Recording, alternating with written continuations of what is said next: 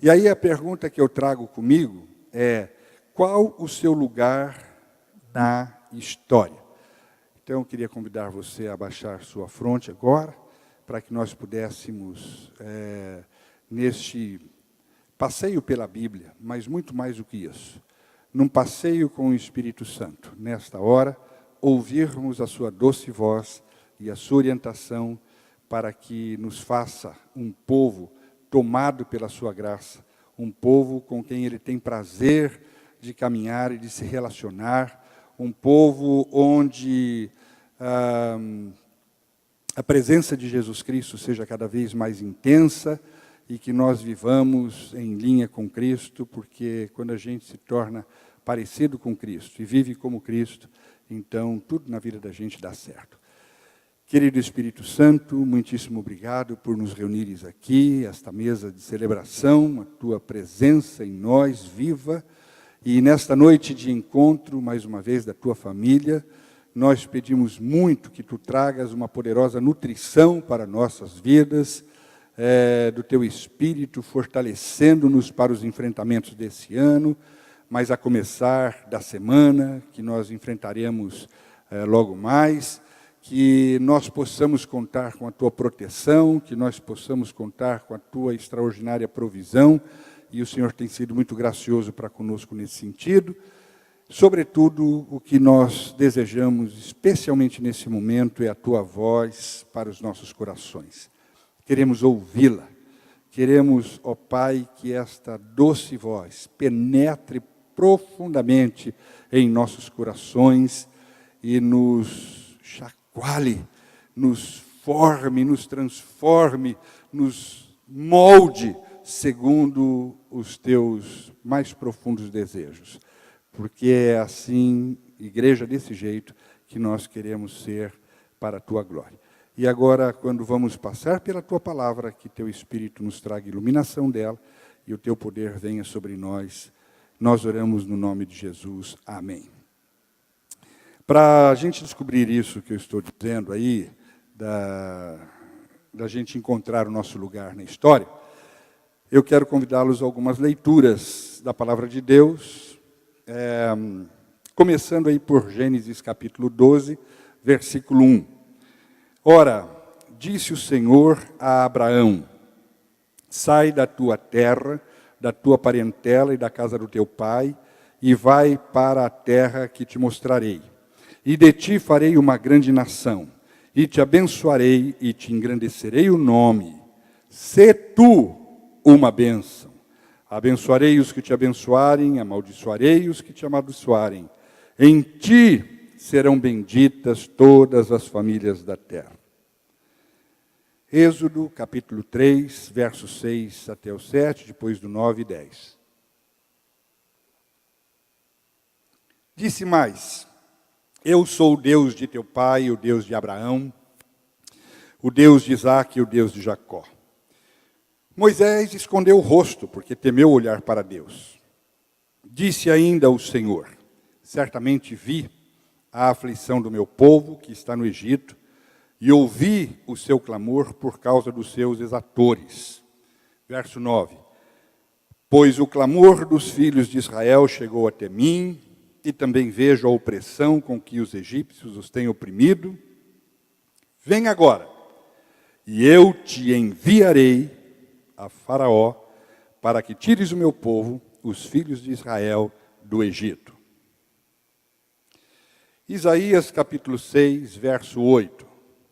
Depois disto ouvi a voz do Senhor que dizia: a quem enviarei e quem há de ir por nós? Disse eu: eis-me aqui, envia-me a mim. Atos capítulo 1, versos 7 a 8. Respondeu-lhes Jesus: não vos compete conhecer tempos ou épocas que o Pai reservou pela sua exclusiva autoridade, mas recebereis poder ao descer sobre vós o Espírito Santo, e sereis minhas testemunhas, tanto em Jerusalém como em toda a Judéia e Samaria, e até os confins da terra. Atos 2, de 17 em diante. E acontecerá nos últimos dias, diz o Senhor, que derramarei do meu espírito sobre toda a carne, e vossos filhos e vossas filhas profetizarão, vossos jovens terão visões e sonharão, vossos velhos, e até sobre os meus servos e sobre as minhas servas derramarei do meu espírito naqueles dias, e profetizarão. Muito bem, por que eu li tantos versículos? Todos eles com uma ênfase, a ênfase missionária. Li todos eles para dizer para os irmãos que Deus só tem uma palavra. E a palavra de Deus é sempre uma palavra missionária. Todo encontro com Deus, com o homem, é um encontro para um chamado missionário. E a missão de Deus, ela tem início no Éden. Por causa da queda humana, surge a necessidade da salvação.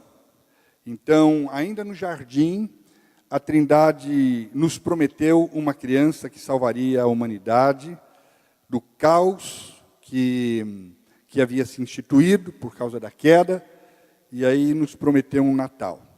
Da mulher nascerá uma criança que se tornará o Salvador da humanidade. O filho da mulher vai esmagar a cabeça da serpente. E aí a nossa história tem início. E a Bíblia divide a história da humanidade em duas partes: Antigo Testamento e Novo Testamento. E a criança está no centro da Bíblia. E a criança é Jesus, a criança é o Filho de Deus, a criança é a segunda pessoa da Trindade.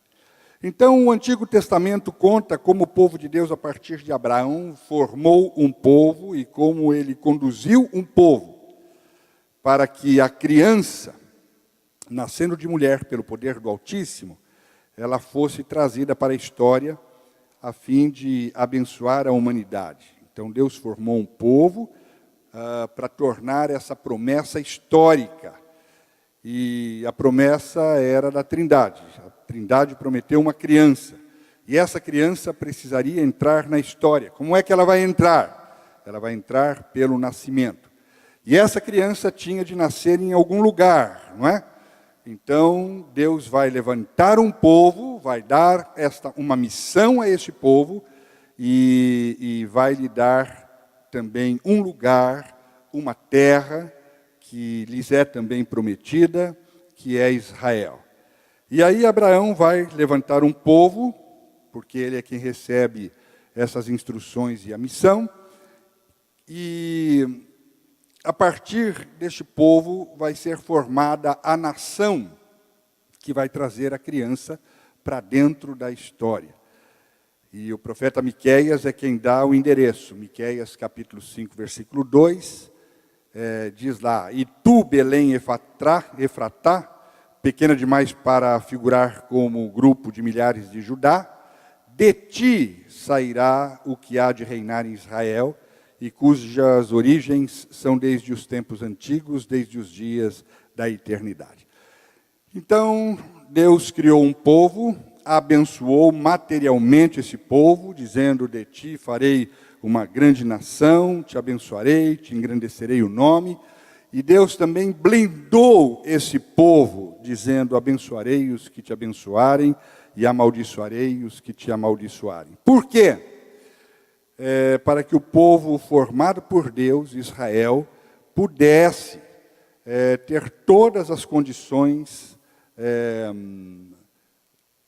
que fizesse com que ele trouxesse em segurança a criança prometida para a terra. Simplesmente isso.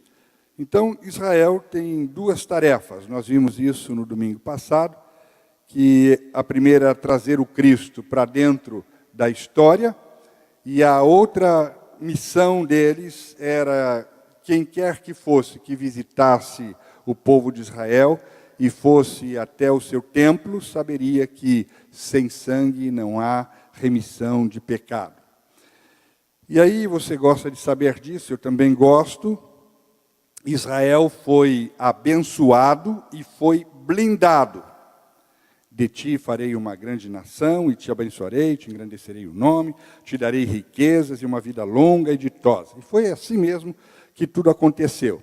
E também tudo que ameaçou Israel foi destruído, e as nações que se levantaram contra Israel foram aniquiladas. Mas eu quero chamar a atenção sua, muito especialmente, para um fato. Israel foi abençoado e foi blindado só porque ele tinha uma missão para ser cumprida na história, que era trazer a criança para dentro da história, para o bem de toda a humanidade. Então, eles foram abençoados e blindados, não é porque eles eram os queridinhos de Deus, não. Eles foram abençoados e foram blindados porque eles estavam em missão. E o que estava em jogo era a salvação da humanidade, não era Israel, era a salvação da humanidade. Se Israel se contamina, Cristo não vem. E se Cristo não vem, o universo já era. Então, o que estava em jogo era a vinda da criança, era a vinda do Cordeiro de Deus que tira o pecado do mundo. Era a criança, era Jesus. E nós vimos que Israel cumpriu a sua missão. O cumprimento da promessa, o nascimento da criança, então cumpre agora um ciclo na história da redenção. E aí o Natal, que nós tão bem comemoramos, e deve ser comemorado, ele é importantíssimo porque ele anuncia uma nova era, anuncia o cumprimento da promessa e anuncia um novo ciclo de vida na face da terra. A primeira etapa da história da redenção se dá sob a sombra da cruz, se dá sob a realidade da morte. Então, Israel é o primeiro povo que sente os refluxos do sangue do Cordeiro. Por quê? Porque em Israel tinha fé, e fé é dom de Deus, mediante o sacrifício do Cordeiro. Em Israel tinha revelação, e revelação é a ação de Deus, mediante o sacrifício do Cordeiro. E em Israel tinha perdão, e perdão é resultado do sacrifício do Cordeiro.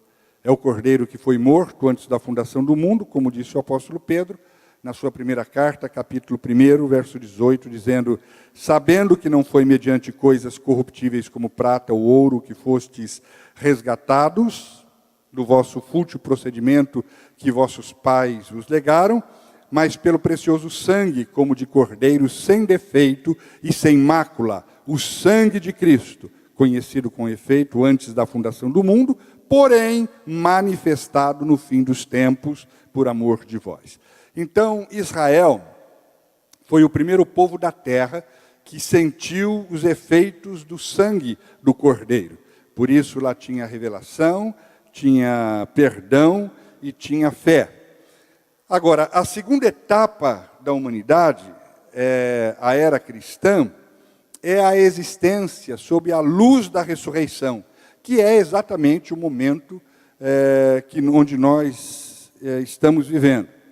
Então é fundamental a gente compreender que a fé cristã é a crença na ação poderosa do Espírito Santo, baseado na vitória do Cordeiro de Deus sobre a morte, pela sua ressurreição.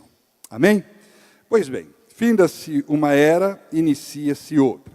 E aí o Novo Testamento conta como é que a Trindade nos restabeleceu a condição de família de Deus, e como a Trindade agora conduz a sua família, aqui ele chama de igreja, a cumprir a sua missão, que é agora a missão de levar a criança para toda a humanidade, para abençoar a nossa história, fazendo-a terminar em salvação. Então, em Cristo, o que acontece? Deus gera na terra uma nova família. Um povo que ele chamou de igreja. Eu e você. E da mesma maneira, diga comigo, da mesma maneira, Deus blindou e abençoou este povo chamado igreja, que é o seu povo, e deu a ele também uma missão. Que missão? Levar a criança, o Cristo, para todas as famílias da terra. A igreja, irmãos, é o Israel de Deus do Novo Testamento. Nós não temos duas histórias, nós temos uma história só, escrita desde o momento que Deus decide, na eternidade ainda queria criar um povo e sustentar esse povo como família, e ainda que o povo tenha se perdido e tantas coisas tenham acontecido, Deus não abandonou em nenhum momento o seu plano, e ele vem consertando a história e vem fazendo-a junto com o povo que ele estabelece na terra. Num primeiro momento, Israel, no segundo momento, a igreja. E a igreja é o Israel de Deus do Novo Testamento. Então, a nossa tarefa é complementar a missão de Abraão, para que a nossa história não termine em perdição. Agora, preste atenção nisso. O que distingue Israel de todos os povos da terra é o mesmo que distingue a igreja do mundo. A noção da igreja não é pensar que nós somos os preferidos de Deus, que Deus só gosta da gente. Não. O que distingue a igreja do mundo é que Deus ama a todos os seres humanos e de igual modo. Mas a nós, Ele deu uma missão. E a nossa missão é em favor de todos os seres humanos. Nós levamos a salvação para a humanidade. De que forma? Fazendo Jesus Cristo conhecido de todos. E aí então Deus blinda e abençoa a igreja para isso. Quem é que não gosta disso, né? Ser protegido, ser suprido de tudo e protegido em tudo. Mas por que Jesus faz isso? Por que a Trindade faz isso? Outra vez eu chamo a sua atenção para dizer que as bênçãos e as proteções que nos são prometidas e já estão conquistadas em Cristo, não tem a ver em nos fazer satisfeitos na terra dos viventes. O que está em jogo é a salvação da humanidade. Não é a igreja. Continua sendo a salvação da humanidade.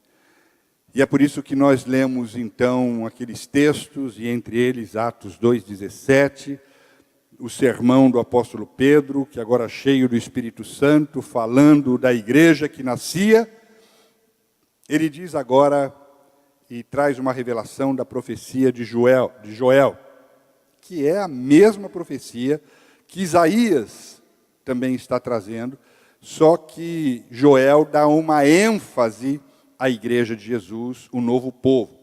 E ele vem dizendo, e acontecerá nos últimos dias, diz o Senhor, que derramarei do meu espírito sobre toda a carne, vossos filhos e vossas filhas profetizarão, vossos jovens terão visões, sonharão os vossos velhos, até sobre os meus servos e sobre as minhas servas, derramarei o meu espírito naqueles dias, e profetizarão.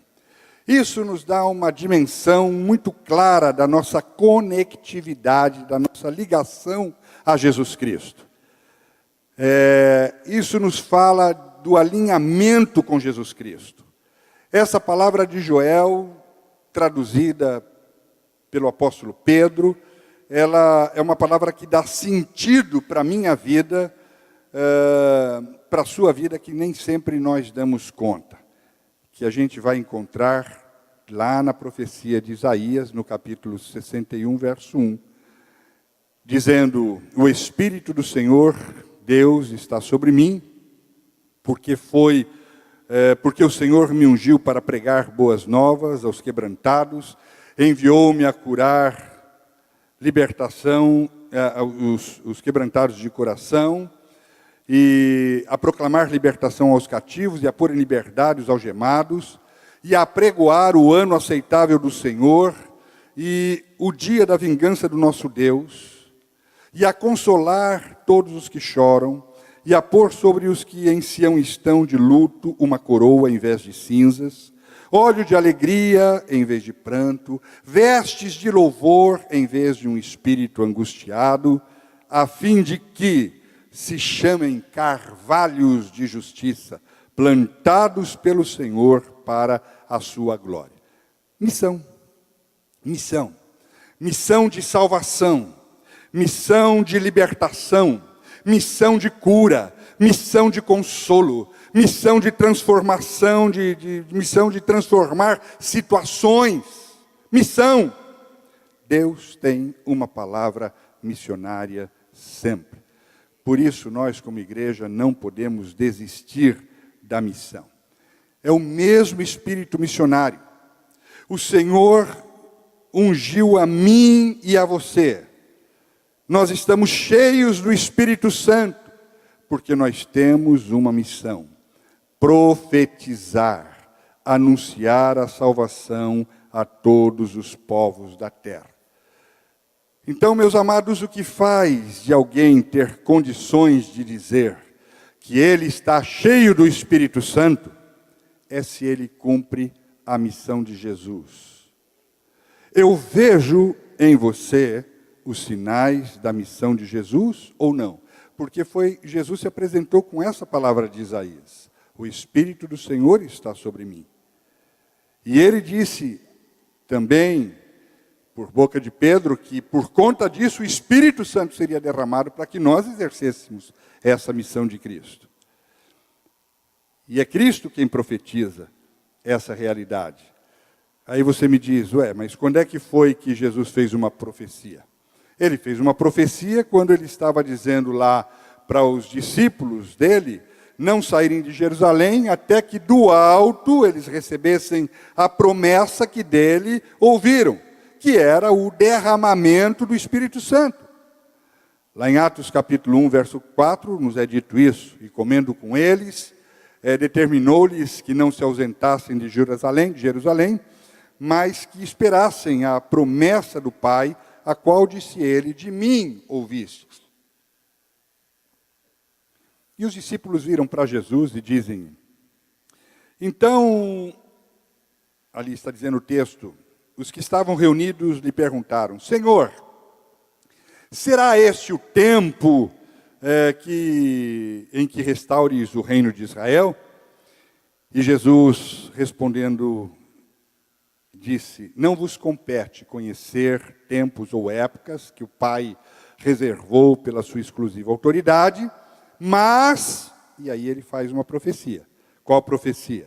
Recebereis poder ao descer sobre vós o Espírito Santo e sereis minhas testemunhas. Vocês estarão em missão, tanto em Jerusalém como em toda a Judéia e Samaria e até os confins da terra. Então, se eu comungo da profecia de Jesus, eu estou cheio do Espírito Santo. Se eu estou cheio do Espírito Santo, então eu estou em missão. Se eu não estou em missão, eu não estou dentro da profecia. E a profecia é de Jesus. Uma profecia de Jesus se cumpre cabalmente. Foi ele quem disse: recebereis poder ao descer sobre vós o meu Espírito, o Espírito Santo, e sereis minhas testemunhas. Isso aqui é uma profecia, não é simplesmente uma ordem. Isso é mais do que uma ordem. Isso é uma profecia. E profecia de Jesus é gabarito. E é interessante como a gente, olhando o povo, a gente percebe como as coisas mudam um pouco, não é? Ainda hoje o povo está sempre perguntando: será esse o tempo? Será o tempo da sua vinda? Será este o tempo do fim? e aí fica vendo o sinal aqui, fica vendo o sinal dos tempos ali, fica procurando sinais do tempo em todo canto, olhando para todo lado, vendo terremoto aqui, calamidade ali, associando isso com o final dos dias. E agora, no nosso meio, o negócio é chip, né? Eu, às vezes, fico vendo aí as conversas no WhatsApp, e o pessoal, qualquer notícia de chip, o pessoal fica alvoroçado, e é chip para cá, é chip para lá, e põe o chip, não põe o chip. Deixa eu falar um pouquinho com você sobre isso, sobre esse negócio. A igreja dos nossos dias, em sua maioria, ela é muito influenciada por uma doutrina chamada dispensacionalista. O que é isso? O dispensacionalismo é uma doutrina teológica e escatológica cristã, com base na interpretação de Daniel, da visão de Nabucodonosor, que afirma que a segunda vinda de Jesus Cristo será um acontecimento no mundo físico, envolvendo lá o arrebatamento, e é um período de 7 anos de tribulação, e aí depois disso ocorrerá uma batalha mundial, que é conhecida como a Batalha do Armagedon, e aí acontece o estabelecimento definitivo do reino de Deus na Terra. Muito bem. O problema dos dispensacionalistas é que eles tiraram a visão das pessoas das palavras de Jesus. Eles tiraram a visão das pessoas do reino de Deus e puseram a visão das pessoas na estátua de Nabucodonosor. Porque a estátua de Nabucodonosor, ela nos fala da sucessão de reinos. Então, a Babilônia, a Média-Pérsia, Pérsia, Roma, e Roma dividida em nações fortes e fracas. Então, aí fica todo mundo lá olhando para a bendita estátua, esperando a Europa se unir, esperando o maldito anticristo aparecer. Mas Jesus Cristo disse sobre o final dos tempos: e será pregado este evangelho do reino por todo o mundo, para testemunho de todas as nações. Então virá o fim. Jesus disse isso. No sonho que o Senhor deu a Nabucodonosor, lá em Daniel 2, e que o profeta Daniel interpretou, eu conheço pouco disso, mas estava investigando. A estátua é o mundo, e a pedra é o reino de Deus. Então, a igreja tem de estar de olho na pedra, e não na estátua. Inclusive, a estátua vai virar pó, e o pó, o vento do juízo vai varrer. Não vai sobrar nada daquela estátua. É o que Daniel diz. Daniel 2, versos 34 e 35 diz: quando estavas olhando uma pedra, foi cortada sem auxílio de mãos. Feriu a estátua nos pés de ferro e de barro e os esmiuçou. Então foi juntamente esmiuçado o ferro, o barro, o bronze, a prata e o ouro, os quais se fizeram como palha das eiras no estio. E o vento os levou, e deles não se viram mais vestígios. Mas a pedra que feriu a grande estátua se tornou em grande montanha que encheu toda a terra. E o que é que prevalece nesta revelação de Daniel? A montanha. É a montanha. O que cresce é a montanha. E a pedra vira uma montanha. Então, a igreja tem de estar de olho aonde? Na montanha que está chegando, que é o reino de Deus. E a mensagem deste reino, a chegada deste reino, esta chegada, o reino de Deus, que foi inaugurado com Jesus Cristo, é que é o grande sinal da volta de Jesus. E aí se diz, este evangelho do reino será pregado a todos os povos, então virá o fim. Jesus disse. Jesus disse. E aí o pessoal desviou o olhar e ficou olhando lá para a estátua, esperando o maldito anticristo chegar e colocar chip em todo mundo. Mas Jesus disse, não vos compete conhecer tempos ou épocas que o Pai reservou pela sua exclusiva autoridade, mas recebereis poder e será pregado este evangelho do reino por todo o mundo, para testemunha de todas as nações. Quem faz isso? A igreja. Eu e você. E aí virá o fim. Esse é o ponto. Então, você está mesmo preocupado com a vinda de Jesus? Você está mesmo preocupado com o Maranata? Vá cumprir a sua missão. Vá fazer missão. Vá bancar a missão, porque enquanto todos os povos não ouvirem o Evangelho, não virá o fim. E aí a pergunta para o nosso coração é essa: qual a sua disposição de bancar a missão? Porque a missão custa, a missão custa. Deus está aí protegendo você e abençoando irmãos, para que a igreja tenha como cumprir a sua missão. Então, o dinheiro que Deus te dá não é para ser acumulado, é para fazer missões. Primícias, dízimos, ofertas, é para bancar a missão da igreja. Amém? Então, voltando lá, Jesus disse, recebereis poder ao descer sobre vós o Espírito Santo, e sereis minhas testemunhas. Isto não é uma simples ordem, isto é uma profecia de Jesus. Está acontecendo conforme a profecia nos foi dada pelo próprio Senhor Jesus? Nós estamos em missão? Nós temos consciência de que nós fomos eleitos para abençoar toda a humanidade? Nós estamos fazendo isso? Nós estamos levando Cristo para os nossos amigos, para os nossos parentes, para os nossos conhecidos? Nós estamos refletindo a luz de Jesus Cristo? Onde nós chegamos, Cristo chega. Porque é dessa maneira que nós anunciamos a Cristo, através do nosso modo de viver cheio de Cristo Jesus, cheio do Espírito Santo. Eu iniciei com a pergunta: qual o seu lugar na história? Pois bem, o seu lugar na história, igreja, é o lugar de representante de Cristo.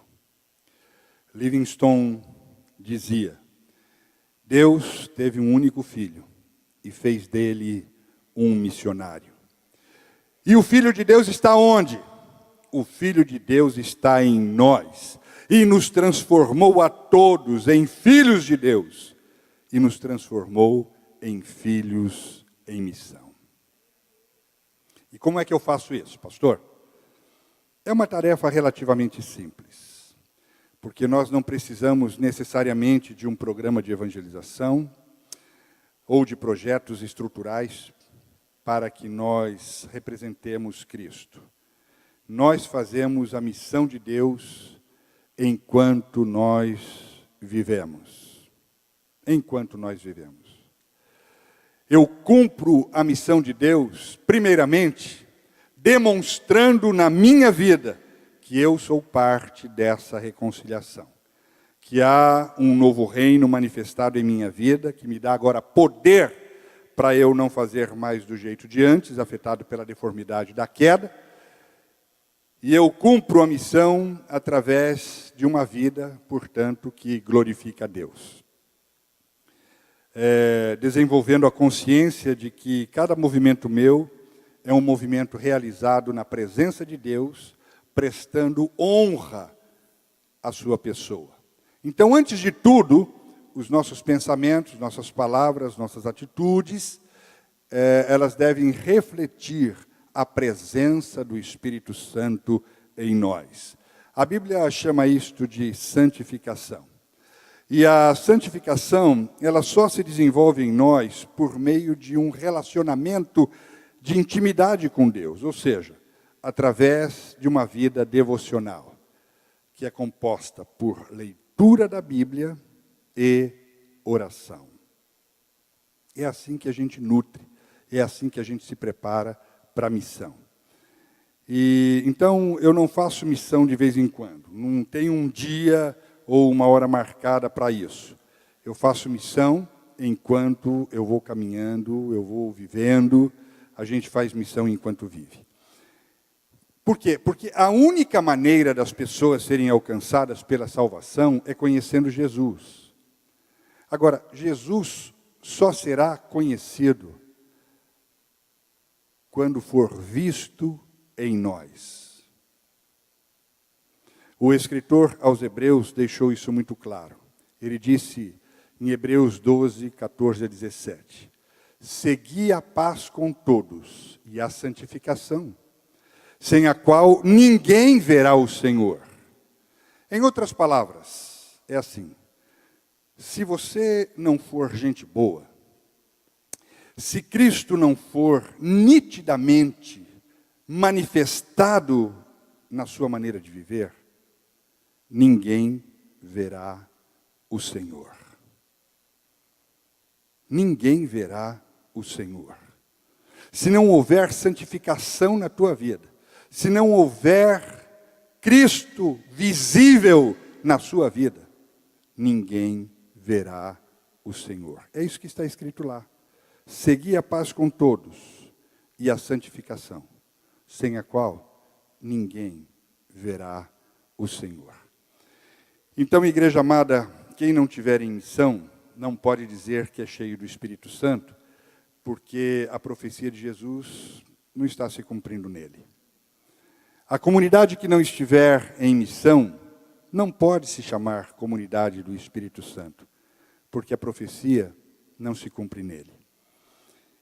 Eu fico pensando como tudo começou, porque é natural da gente imaginar que, como é que as coisas vão acontecer por conta de mim? Quem sou eu? Eu não vou mudar uma história? Vai sim. Tudo começou com um homem, Abraão. Um homem com uma missão. Um homem, um nômade, um arameu errante, um homem tribal, que de repente sabe que existe humanidade, que de repente sabe que todas as famílias da terra são amadas por Deus, sabe que todas as famílias da terra precisam ser abençoadas por Deus, e sabe que Ele é o instrumento pelo qual a humanidade será abençoada. Um homem. A gente não tem ideia do que é ser um instrumento nas mãos de Deus. Mas é uma coisa muito impressionante. Se hoje, nos principais jornais do mundo, surgisse uma notícia em primeira página, por exemplo, no dia 15 de janeiro de 2017, vai haver um encontro na África de todos aqueles que se consideram filhos de Abraão. Vamos supor que saísse essa manchete em todos os jornais do mundo e uma convocação dessa natureza. Sabe o que ia acontecer, irmãos? Cerca de 3 bilhões e meio de seres humanos se movimentariam. Já pensou nisso? Cerca de 3 bilhões e meio de seres humanos se movimentariam, porque o nome de Abraão foi mencionado. Uma pessoa. Quando o Senhor Deus deu a Abraão uma missão, Abraão não tinha ideia do que Deus estava falando, mas ele passou a ter ideia de humanidade. E não, é que acabou meu tempo. Eu já estou encerrando. E ele passou a ter essa ideia de que Deus ama a todos, a todas as famílias da terra. E o que Abraão fez foi uma coisa só. Foi olhar para todos os povos com uma outra percepção, que não aquela que a queda lhe tinha dado. Uma percepção individualista ou uma percepção egoísta, mas ele começou a olhar tudo pela perspectiva de Deus. E ele disse, aonde houver gente, essa gente faz parte das famílias da terra que Deus quer abençoar com salvação. E eu vou abençoá-los levando a salvação. Já pensou o tamanho dessa missão? Pois bem, essa é a missão da igreja. Para todo canto que eu e você olharmos, vamos pensar.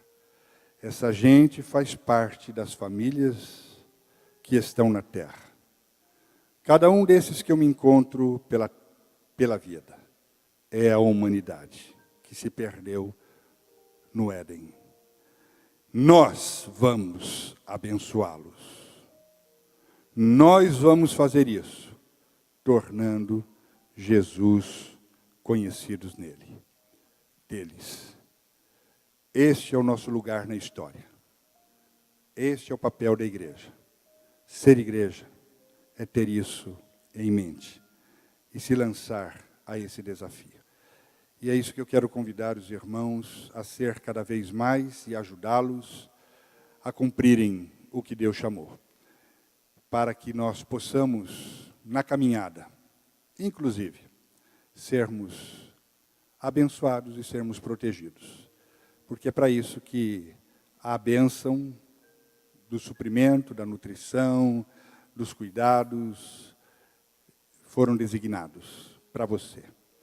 Para que assim como Israel, tão bem cuidado, trouxe Jesus Cristo a nascer na terra, e como povo de Deus, ele se conservou para que isso acontecesse, da mesma forma, eu e você somos abençoados, para que agora as pessoas da terra conheçam Jesus. Sem o teu compromisso, dessa forma, ninguém verá o Senhor. Que Deus nos dê a graça de, como igreja, tributarmos a Deus, oferecermos de fato um tributo à nossa vida e tudo que somos e tudo que temos, para que a nossa passagem pela terra não seja uma passagem em vão, mas que tudo em nós diga glória ao santíssimo nome do Senhor. Amém? Queria que você abaixasse sua cabeça e que você pudesse se entregar a essa realidade. E se você entendeu, e se Deus me deu a graça de levar você a compreender isso de forma clara, eu sou o pastor mais feliz do mundo. Porque eu sei que você tomará a decisão certa na sua vida. E começará a ser esse agente de salvação na sua casa. Como marido, como esposa, como filhos, e como negociante, como gente que vive do jeito de Jesus. E se vive do jeito de Jesus, vai dar tudo certo.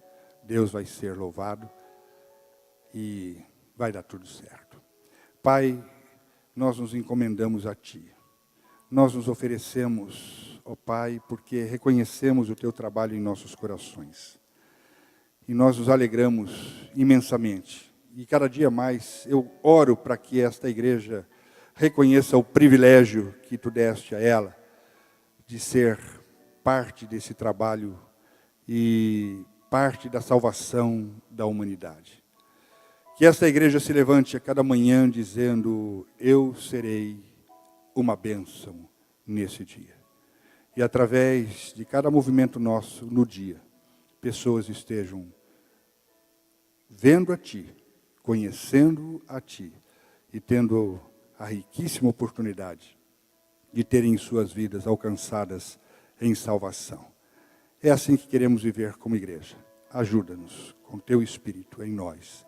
Nós oramos em nome de Jesus. Amém.